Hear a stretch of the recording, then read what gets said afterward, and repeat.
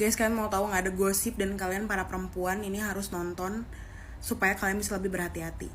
Ada salah satu mahasiswa dari lulusan universitas terbaik negeri di Indonesia dan kerjanya di Telkomsel, catet ya. Dia tuh punya fetish rape, punya fetish memperkaos ya.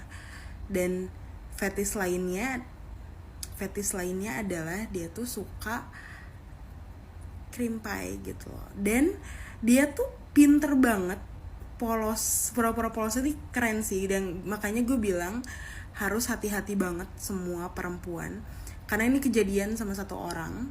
Si ceweknya ini tuh hamil dan nggak tahu sengaja apa nggak sengaja dia dan pihak keluarganya si cowok dan pihak keluarga si cowok ini mungkin sengaja untuk kayak bikin si ceweknya ini stres sampai keguguran.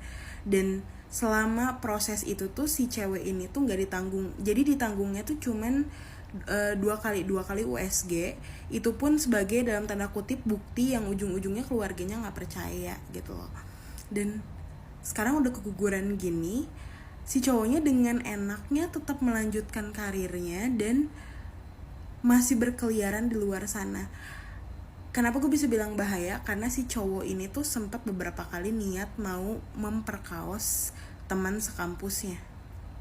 Kebayang gak? Parah sih. Dan by the way, cowok ini tuh lokasi di Jakarta.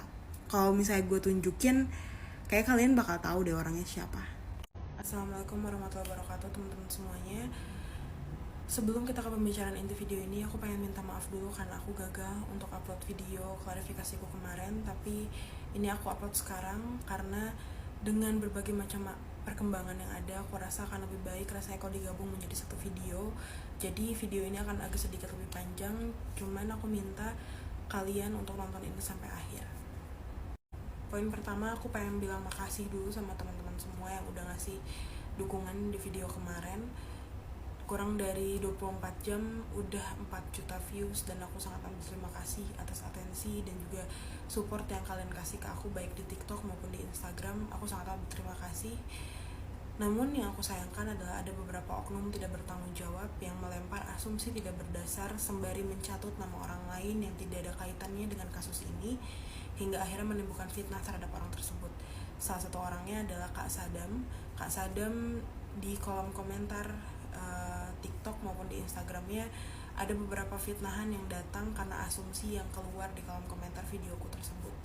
Dan aku rasa dengan berbagai macam pertimbangan yang ada, akan lebih baik kalau videonya aku take down untuk sehari 2 hari sampai suasana mereda dan aku berhasil memfilter isi-isi komentarnya agar tidak menimbulkan fitnah lagi terhadap orang yang tidak bersangkutan. Poin kedua yang aku ingin omongin di sini adalah soal penggunaan diksi di videoku yang aku upload kemarin. Diksi yang aku maksud di sini adalah diksi kata gosip dan penggunaan di kalimat terakhir yang aku bilang kalau aku liatin orangnya kalian pasti kenal. Satu, ini bukan gosip. Kedua, yang kenapa aku bisa berani bilang kayak gitu karena video tersebut itu aku pikir hanya akan dilihat oleh followersku yang ada sebelum video itu naik. Karena aku pernah bikin 3-4 kali video dengan laki-laki tersebut di dalam konten tersebut. Dan makanya aku sampai bisa bilang kayak gitu. Jadi aku harap ini meredam asumsi-asumsi bahwa ini selebgram, seleb TikTok atau influencer yang ada yang kalian kenal dan memiliki followers yang banyak. Bukan. Dan poin ketiga yang mau aku bahas adalah soal statement aku yang bilang kalau laki-laki ini punya fetish untuk memperkaos perempuan lain.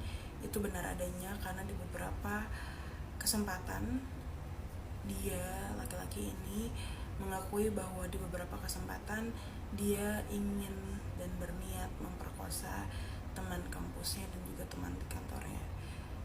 Jujur itu cukup agak mengkhawatirkan, dan sayangnya gak ada yang bisa aku lakuin kecuali nge-raise awareness soal ini, bahwa di luar sana memang ada orang-orang sakit yang merenggut hak konsen perempuan, bukan hanya karena ada kesempatan, tapi memang karena sudah diniatkan. Dan untuk teman-teman di luar sana, terutama perempuan, semoga dengan adanya video ini kita semua jadi lebih berhati-hati, baik itu ketika di ruang publik maupun dalam memilih pasangan.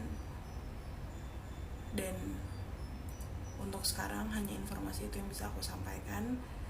Kalau ada pertanyaan, kalian bisa komen aja dan aku akan usahain untuk jawab itu secepat mungkin.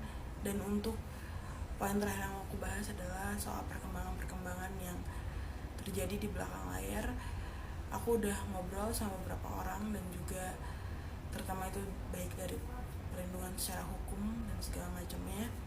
Dan satu hal yang pasti yang pengen aku tegasin adalah aku mau make sure kalaupun aku nggak bisa nge-reveal, aku harap laki-laki ini dipastikan tidak berbahaya lagi untuk perempuan-perempuan di luar sana atau perempuan-perempuan di sekitaran dia.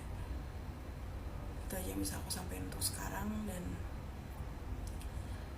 terima kasih teman-teman udah nonton video ini sampai beres dan mencoba memahami posisi aku sekarang. Assalamualaikum warahmatullahi wabarakatuh. Oh ya, yang terakhir, tolong ketika video ini diupload, tolong hentikan asumsi-asumsi yang mencatut nama orang lain.